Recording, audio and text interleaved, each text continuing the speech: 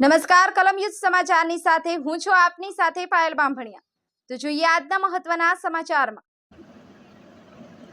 ભીતોડી પ્રાથમિક શાળામાં શાળા પંચાયતની ચૂંટણી યોજાઈ।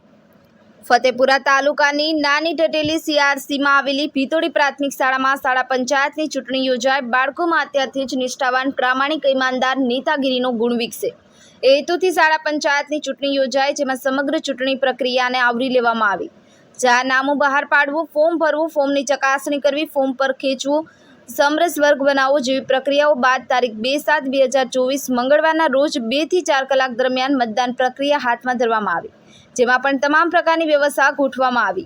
Presiding officer, assistant presiding officer, polling staff, policemen, પટાવાળા, ઝોનલ અધિકારી, ચૂંટણી અધિકારી, મતદાન એજન્ટ જેવા સ્ટાફની નિમણૂક બાળકોમાંથી કરવામાં આવી તથા મતદાર યાદી, શાહી મત કોઠી, ઈવીએમ મતપેટી પણ વ્યવસ્થા કરવામાં આવી। ધોરણ 3 થી 8ના 140 બાળકોમાંથી 128 એટલે કે 91.42% મતદાન થયું।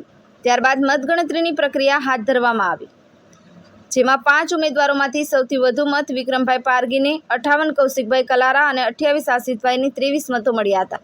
વિજેતા ઉમેદવારોને અને તમામ શાળાના બાળકોને ડીજેના તાલે આનંદ વ્યક્ત કર્યો હતો।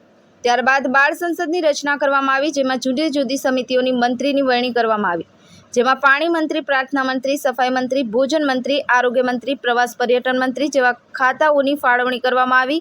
આ રીતે શાળામાં શાળા પંચાયતની શાનદાર રીતે ચૂંટણી કરવામાં આવી।